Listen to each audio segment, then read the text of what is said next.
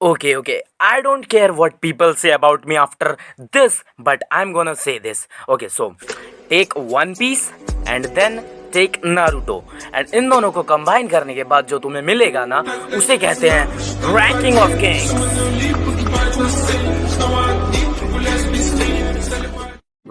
Ranking of Kings के बारे में बात करने वाले हैं हम आज। लेकिन उससे पहले I just want to say that, नहीं, मैं ये नहीं बोलूँगा कि सब्सक्राइब का बटन दबाओ, लाइक शेयर करो, नहीं, मेरे को कुछ और कहना है। बाय द वे सब्सक्राइब दबा देना, ठीक है ना। तो अभी मैं थोड़ा सा डेड फील कर रहा था एंड एनर्जेटिक फील नहीं हो रहा था मुझसे कि मैं जाऊँ एंड जाके रिकॉर्ड करूँ या फिर एडिटिंग करूँ। तो इसलिए मैंने स्टोरी डाली इंस्टाग्राम पे एंड बोला कि guys please motivate me. And उसके बाद पता है उन्होंने क्या करा? They did nothing. एंड मुझे तो लगा भी नहीं कि वो बाद में भी रिप्लाई करेंगे मेरी स्टोरी का, लेकिन थोड़ा सा टाइम लगा एंड 15 लोगों में से कुल मिला के 3 लोगों ने रिप्लाई करा। एंड उन्होंने पता है क्या कहा? मेमोजा के ओपाइज मुंह पे गिरते हुए चाहिए तो बनाओ एडिट। वेल, कहना तो पड़ेगा, दिस इज मोटिवेशन इन 200 वाली थिंग।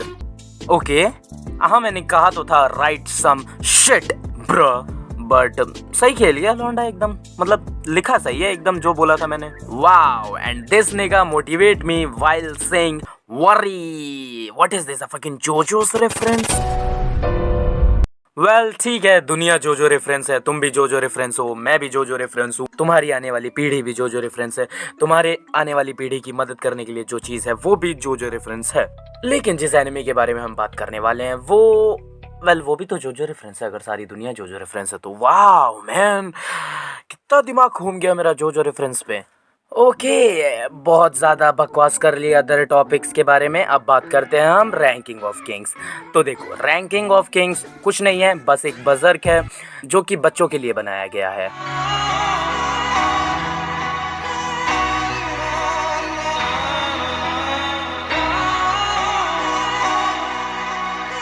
वाह मैन, मैं क्या क्या बोल देता हूँ। एंड रैंकिंग ऑफ किंग्स, ये जब मैंने स्टार्ट करने की कोशिश की तो पहले तो मैंने देखा, अरे ये कार्टून देखने के लिए कह रहा है क्या मेरा दोस्त मुझे?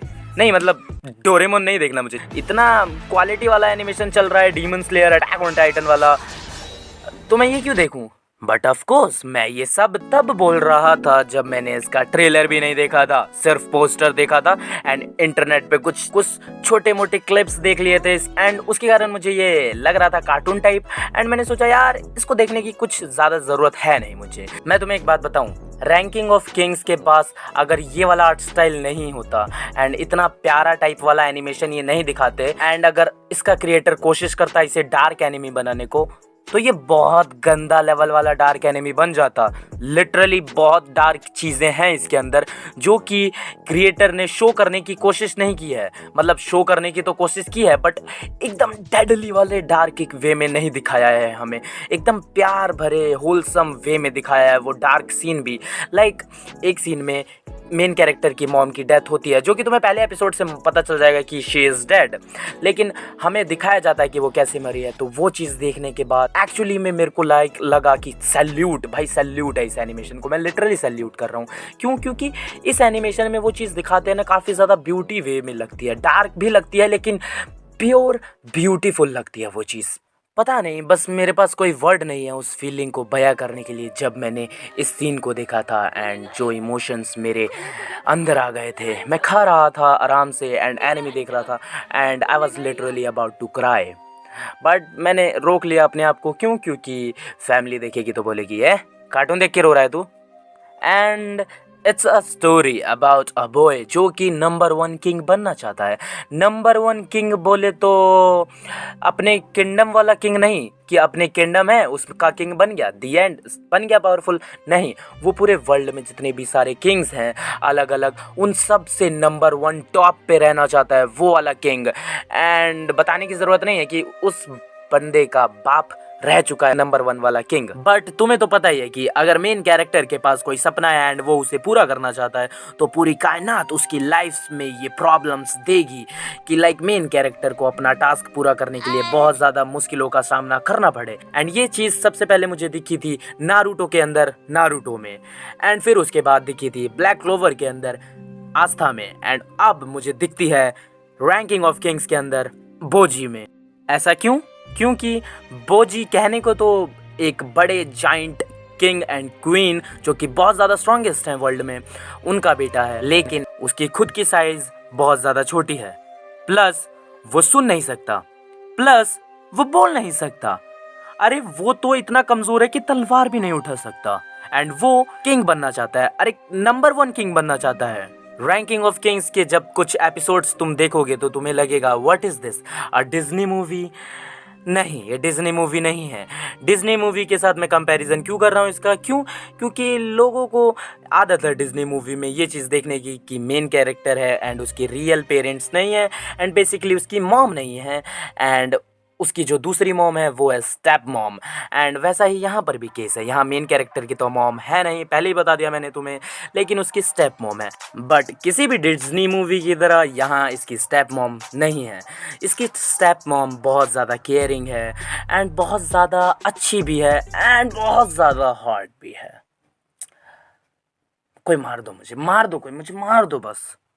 एंड ऑफ कोर्स एक सौतेली माँ है बोजी के पास, तो एक सौतेला भाई भी होगा, एंड वो सौतेला भाई एक्ट करता है जस्ट लाइक अ सौतेला भाई। आई मीन एक्चुअली में वो ऐसा ही रहता है जैसा है वो, जैसा सौतेले भाई को होना चाहिए, until we get to know his real side. Bojji को बचपन से ही बता दिया जाता है कि कभी वो किंग नहीं बन पाएगा, वो कभी स्ट्रांग ही नहीं बन पाएगा। अरे वो तलवार ही नहीं उठा सकता तो किंग क्या बनेगा। एंड उसके खुद के किंगडम के लोग उससे देखते हैं तो उसको देखकर कुछ कुछ कहते रहते हैं कि ये कैसा बच्चा है, देखो कहने को तो किंग का बेटा है लेकिन ऐसा है वैसा है। लेकिन ऑफकोर्स बोजी बहरा है तो वो कुछ भी कहते रहते हैं, लेकिन बोजी उनकी बातें सुन तो नहीं सकता, लेकिन of course he can understand what they are saying by reading their fucking lips. And of course Bojji ये सब देखने के बाद, सुनने के बाद कभी भी गिव अप नहीं करता है, जस्ट लाइक आस्था। पता नहीं आस्था कहाँ से आ गया यहाँ पर। बोजी पावरफुल बनने की कोशिश करता रहता है, बोजी स्ट्रांग बनने की ट्रेनिंग करता रहता है by all alone, and strong बनने के बावजूद भी दुनिया उसकी फाइटिंग स्टाइल को देखती है। ओए! कौन है?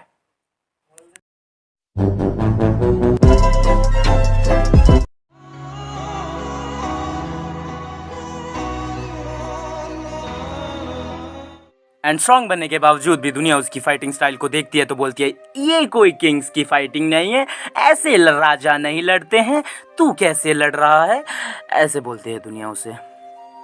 पहले एपिसोड में जब बोजी इस खागे से मिलता है, for me it was a meeting like Luffy meet his first crewmate जोरो।